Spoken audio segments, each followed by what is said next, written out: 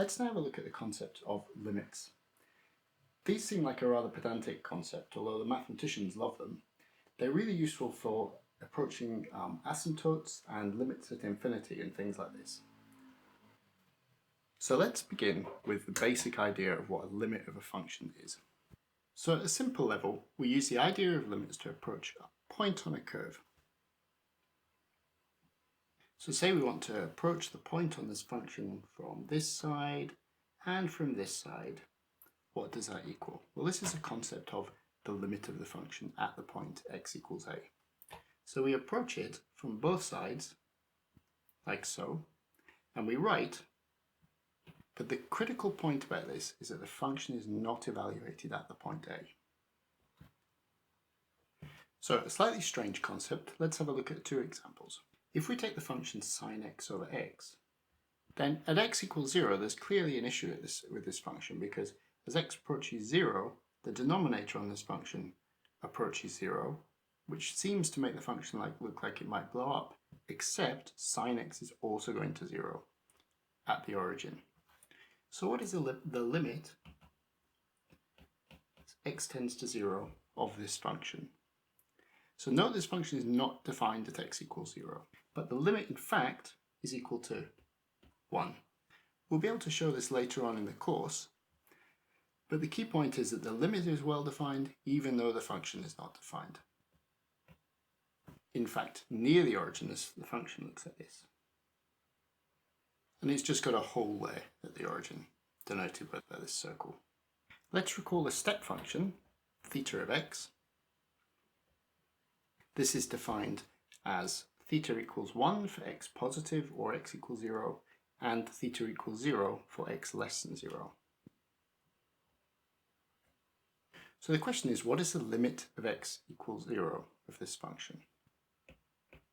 So you might think that just because the function is defined at x equals 0 to equal 1, that might be the same as the limit, but that's not in fact the case. If we approach the function from the left and the right, we get different answers.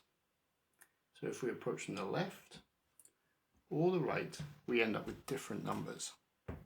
So we write this as, so from the left hand side we get 0, and from the right hand side we get 1.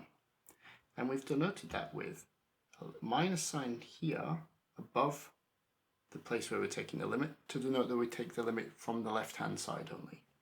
And similarly we denote it with a plus to say that we're taking the limit from the right hand side only.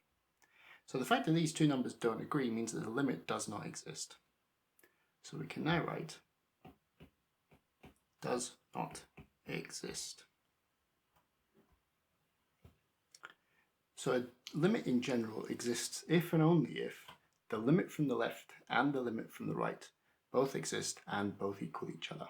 We have a special word for the case when the limit exists for a function at a given point. We say that it's continuous there. And this is the case for most functions in most places. So for example, polynomials are continuous everywhere, so are sine and cosine, but things like tan is not continuous. One way to think of this is, can you draw the function without lifting your pen off the paper? If you can, then it probably means that the function's continuous. If you can't, then it's definitely not continuous everywhere. One type of discontinuity is known as a vertical asymptote. If, as we approach the point x equals a, from the left or the right, which I'll denote with a plus minus on the a, if this is plus or minus infinity, then that means we have a vertical asymptote. Now, we've seen these before. If we look at the function 1 over x at x equals 0, this just looks something like this. Okay, so as we tend to 0 from the right hand side, this function shoots off to plus infinity. And as we approach from the left hand side, the function shoots off to minus infinity. That's classical vertical asymptote behavior. Let's see some other examples. The function tan, if we look at tan x here, this has vertical asymptotes at pi by 2 minus pi by 2, and then multiples thereof. So we can see that very clearly on a graph of tan x, where the function just shoots off to plus and minus infinity. Other examples are rational functions, which are ratios of polynomials.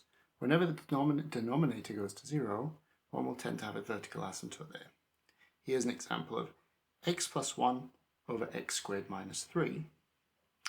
So when x squared minus 3 is equal to 0, so at x equals plus or minus root 3, we'll have a vertical asymptote in this function. And we can see here this behavior where function shoots off to plus or minus infinity before switching signs. Here's another example where we've now got a more complicated set of vertical asymptotes, which we can zoom into, and we can see that the function chops and changes sign with these. One of the great uses of limits is it allows us to talk about what happens to a function at infinity. That is to say, if we go arbitrarily far in the x direction as x goes to plus infinity, or as x goes to minus infinity, it tells us how we can talk about the behavior of a function in that regime. If a function is defined as x approaches plus or minus infinity, this means in the mathematical sense that we can allow x to become arbitrarily large. Three different things can happen. One is that the function can just shoot off to infinity. So, examples of this. The exponential function, e to the x. This tends to infinity as x tends to infinity. Okay, so we say that the limit equals infinity, based on the understanding that when we say something equals infinity, that implies as we go as far as we like along the x-axis, the function itself gets arbitrarily large. It keeps getting larger the further along we go. Other examples are polynomials. Polynomials always tend to plus or minus infinity as x tends to plus or minus infinity, depending on the sign of the leading term. It's worth thinking about why that is. Second possibility is we approach a constant value. The limit as x tends to plus infinity or minus infinity tends to a constant. In this case I've said b. This is called a horizontal asymptote. So some examples of this. The tanh function as x tends to infinity is equal to 1. Similarly, the limit as x tends to minus infinity of the inverse tangent function, this is equal to minus pi by 2. Let's try an example of this where we actually have to find the horizontal asymptote. How do we go about this? Well, let's write down it as a limit. The way to go about this is to divide the fraction by the highest power of x that appears. So in general, if you're approaching a problem where you have a ratio of two functions, one would divide by the thing that diverges most rapidly. In this case, it's x to the 4. So I've divided by x to the 4 on the top and bottom of this fraction. And the reason I've done that is because as x becomes arbitrarily large, in the numerator, 2 over x to the 4 tends to 0, and in the denominator, 1 over x cubed tends to 0. So this leaves us then with just a ratio 1 over 1, which is just 1. The third possibility is that the function does not have a limit as x tends to infinity. Examples of these are all the oscillating functions that we've seen. So sine x, cos x, tan x, and so on. So if the function doesn't settle down to a constant value, this is the only thing that's left for it to do. Some useful limits to remember to try and remember what tends to infinity fastest are the following. If I have an exponential versus a power of x, as x tends to infinity, the exponential always wins. So for any n greater than 0, this equals plus infinity. So exponentials always win over polynomials. If I take e to the minus x as x tends to infinity, so that's tending to 0, if I multiply that by a power of x to the n, the exponential always wins, and this is equal to 0. For example, if I look at e to the x over x squared, then as x tends to infinity, the exponential wins over the fact that 1 over x squared is wanting to go to 0. You see to the right it shoots off to infinity, and to the left the exponential wins again, pushing the function towards 0.